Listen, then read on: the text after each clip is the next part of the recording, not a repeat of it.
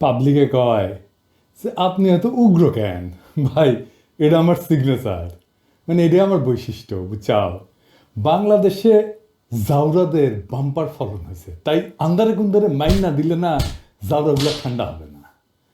জাউরাগুলোর একটা বিশেষ বৈশিষ্ট্য আছে, ভাব দেখাবে হাইকইলিস, কিন্তু আপনি যখন মাইর শুরু করবেন না তখন দেখবেন বিলাই হয়ে গেছে।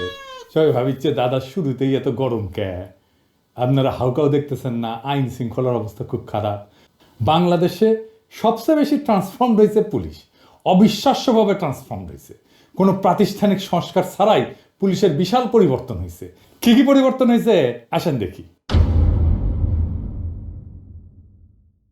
এক নাম্বার, দাঙ্গা পরিস্থিতি সামলানোর পদ্ধতি এবং শক্তি প্রয়োগের মাত্রা বদলাইছে।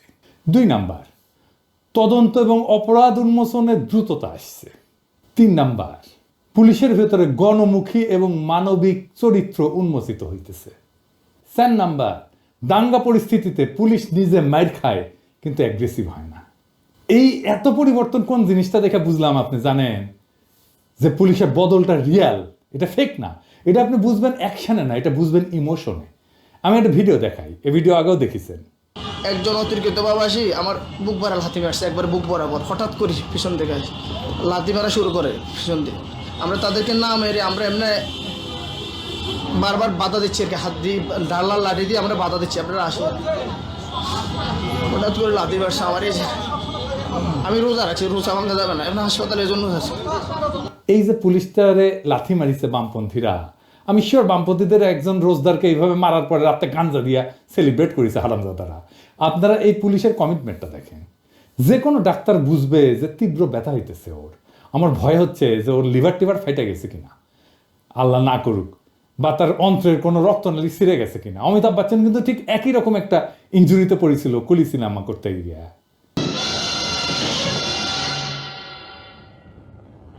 যাই হোক, পুলিশটা এখন কেমন আছে একটু জানায়েন আমারে, আমার খুব জানার ইচ্ছা কেমন আছে বেচারাটা। যেই পুলিশের এমন কমিটমেন্ট থাকে যে খোদা তাআলার আদেশের উপরে তীব্র শারীরিক কষ্টের চাইতেও ওষুধ নিয়ে রোজা ভাঙার বেদনা যার বেশি, সে একজন পিওর সোল, বিশুদ্ধ আত্মা। এইবার আমার দেশবাসীর কাছে প্রশ্ন, পুলিশ আক্রমণ করেনি, আপনারা জানেন। এই বামেরাই উস্কানি ছাড়া আক্রমণ শুরু করেছে, যে বাম কমিউনিস্টরা বাংলাদেশে বসে রোজদারকে এমনভাবে নির্মমভাবে পিটায় বিনা উস্কানিতে, বিনা কারণে। তাদের কেন আমরা বাংলাদেশে রাজনীতি করতে দেব? ছাত্রীনন্ত হারমোনিয়াম বাজাবে, মারপিট শুরু করলো কেন? কারণ সামনে বাম পিছে আওয়ামী লীগ আর কলকাঠিনার ইচ্ছে ইন্ডিয়া। দেখেছেন, নিউজ বেড়ে গেছে, রিপোর্ট হয়েছে। আর এই যে ভিডিওটা দেখেছেন না, এই যে গলা ফাটায় পিনাকির বিরুদ্ধে লড়তে হবে একসাথে, একসাথে মানে বুঝেছেন তো, একসাথে মানে হইতেছে আওয়ামী লীগ সহ আর কি, বুঝছাও। তার স্লোগান দিতেছে যে লোকটা, না দেখান রিটার সাহেবটা ভালো করে দেখান, সে তার নাম হইতেছে রাসেল ইসলাম সুজন। ওর বিরুদ্ধে অন্তত 4 জন নারী 4বার নারী নিপীড়নের অভিযোগ আনিছে পৃথক পৃথক ভিক্টিমের কাছ থেকে। এই লোক ছোটবেলা থেকেই নিপীড়ক। আর এই নীল শার্ট পরা ও ডাক্তার রুবেল, ওই হলো তার রক্ষাকর্তা, দাঁতের ডাক্তার, মিরপুরে থাকে। ওর বাপের একটা চেম্বার ছিল মিরপুরের পাশে, উডি বসে বোধ হয় 10 নম্বরে। এই রুবেলের কারণে কখনোই ওর বিচার হয় নাই, বরং অভিযোগকারী নারীরা একের পর এক রাজনীতি থেকে ছিটকায় পড়ছে। কেউ কেউ মিছিলে এসে ছাইড়াই দিচ্ছে। এই মজ্জাগত নারী নিপীড়ক আজ মাঠে নামিছে ধর্ষণ ঠেকাইতে। তামাশা দেখেছেন, তামাশা। তো উই তো লড়াই করবার চাই, তাই না? আবার না দেখেন কেন লড়াই করতে চায়। পিনাকির বিরুদ্ধে লড়াই হবে একসাথে, লড়তে হবে একসাথে। পিনাকির বিরুদ্ধে, উগ্রপন্থীর বিরুদ্ধে লড়তে হবে একসাথে, লড়তে হবে একসাথে। উগ্রপন্থীর বিরুদ্ধে কমরেড, কমরেড, গড়ে তোলো ব্যারিকেড, গড়ে তোলো ব্যারিকেড, কমরেড, কমরেড। আমার ক্ষুদ্র ভ্রাতা আর ভগিনীরা সবাই তো পিনাকি। তোর যখন হাউস হচ্ছে লড়াই করার, আমার ক্ষুদ্র ভ্রাতা ভগিনীরাই লড়াই করে দেবিনি, কামে লেগে যান। অনেকে কবে যে আপনি এটা অনিরাপদ করে দিতেছেন। ভাই, লড়াই তো উই করতে চাইছে, আমি তো চাই নাই, তাই না? আমি কেন ওর জীবনের একটা স্বাদ অপূর্ণ রাখবো বলেন? কেউ আমার কাছে একটা জিনিস চাবে আর আমি আমার সামর্থ্য থাকলেও দিব না, এটা তো হয় না, তাই না? এটা কি করা উচিত বলেন? লড়াইয়ের ভিডিও পেটায় নামাক, হ্যাঁ, দাবরানি যেদিন দাব দিমুনি, হ্যাঁ, ডেট আমি ঠিক করবো, হ্যাঁ, খারা এমনভাবে যেন সরকারও বিব্রত না হয়, বুঝছাও। আওয়ামী লীগ আতঙ্ক এবং অস্থিরতা তৈরি করতে 300 পেশাদার ডাকাত হায়ার করেছিল, দেখেছেন না? ওরাতে গ্রেপ্তার করা হয়েছিল এবং ওরাই কিন্তু কইছে যে স্বীকারোক্তি দিছে যে ওদের আওয়ামী লীগ ওদের হায়ার করেছে। আগে শুনতাম ফুটবল প্লেয়ার হায়ার করে, এখন দেখেছি ডাকাতও হায়ার করে। শুধু আওয়ামী লীগ না, বিএনপির কর্মীরা ডাকাতি করেছে। যে রাজধানীর শান্তিনগরে ডাকাতির সময় 10-12 জন যুবদল কর্মী অস্ত্র সহ ধরা পড়েছে। কেন্দ্রীয় যুবদলের কি অবস্থান কিছু কইছে? গত রাতে এই ডাকাতির চেষ্টার সময় শান্তিনগরে মতিঝিল থানা যুবদলের সাথে সংশ্লিষ্ট একদল ব্যক্তি সাধারণ জনতার হাতে গণধোলার শিকার হয়ে পুলিশের হাতে আটক হয়েছে। অভিযোগ হয়েছে মতিঝিল থানা যুবদলের সদস্য আল মাহমুদ রাত সহ 10 থেকে 12 জন যুবদল কর্মী ডাকাতির সময় অস্ত্র সহ ধরা পড়ে। তাদের কাছে পিস্তল দেশীয় অস্ত্র ছিল জানা গেছে আর কি। কে কে গ্রেপ্তার হয়েছে আর নামটা আমার কই কি। 1 নম্বর হইতেছে মাহিদুর রহমান মোহন, ওই ঢাকা কলেজ ছাত্র দলের সদস্য। নয়ন বলতেছে যে আমার সাথে ছবি তুলিছে অনেকে, সেই ছবি দিছে, এরা দলের ওই রকম লোক না, ছোটখাটো। আগস্টের পর এই রবিউল ইসলাম নয়নি নিজে ইসলামী ব্যাংক দখল করতে গেছিল অস্ত্র সহ। একাধিক গণমাধ্যমে সংবাদ প্রকাশিত হইলেও দল কিছু কিন্তু করে নাই। 2 নম্বর মাসুদ, রমনা থানা 19 নম্বর ওয়ার্ডের যুব দলের সদস্য এবং পেশার ড্রাইভার। 3 নম্বর নূর আলম, যুগ্ম আহ্বায়ক 19 নম্বর ওয়ার্ড যুব দল। 4 নম্বর আল মাহমুদ রাজ, যুবদল সভাপতি আব্দুল মোনায়েম মুন্না এবং রবিউল ইসলাম নয়নের ঘনিষ্ঠ সহযোগী। ঢাকায় আইন শৃঙ্খলা পরিস্থিতির অবনতি নিয়ে তাইলে আমরা কারে দোষ দেব? শুধু কি একটা ঘটনা? এই যে দেখেন 23শে ফেব্রুয়ারিতে চকরিয়া থানার লাগোয়া বাড়িতে ডাকাতি করতে গেছে বিএনপি নেতা সহ গ্রেপ্তার হয়েছে 3 ডাকাত।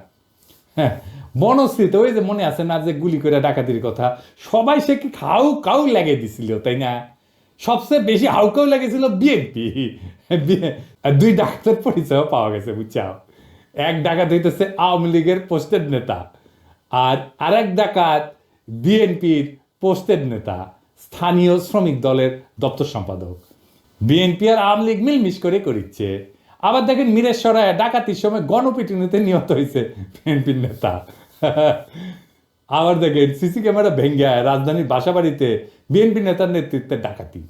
আবার দেখেন নড়াইলে ডাকাতির ঘটনায় এনএসআই কর্মকর্তা এবং বিএনপি নেত্রীর ছেলে কারাগারে। তো এবার আসেন দেখি বিএনপি কি বলে দেশের এই আইন শৃঙ্খলা পরিস্থিতি নিয়ে। বিএনপির মিডিয়া উইং এর মিডিয়া সেলের ফেসবুক পেজ থেকে বলি, লিখিচ্ছে দেশ জুড়ে ডাকাতি চিন্তা এক ভয়াবহ পরিস্থিতিতে রূপ নিয়েছে। পতিত স্বৈরাচার হাসিনার দোসরেরা মিলে একে একে ডাকাতি চিন্তার মতো ন্যাক্কারজনক ঘটনা ঘটাচ্ছে। তার মানে কি বিএনপি হাসিনার দোসর? তাই তো মনে হচ্ছে। বিশেষ করে রাজধানী ঢাকাতে প্রতিদিনই কোনো না কোনো ডাকাতি আর চিন্তায়ের ঘটনা ঘটেই চলেছে। এইসব যে ফ্যাসিস্ট হাসিনার ষড়যন্ত্রের অংশ তার প্রমাণ পাওয়া যায় আওয়ামী লীগ নেতা গাজীপুর সিটি কর্পোরেশনের সাবেক মেয়র জাহাঙ্গীর আলমের ভাইরাল হওয়া এক ভিডিও থেকে। তো জাহাঙ্গীর আলম আপনাকে কি দিছে? আপনার লোকজনই তো করিচ্ছে। এত যে হাসির ব্যবস্থা করে দিছে, বিএনপিকে ধন্যবাদ।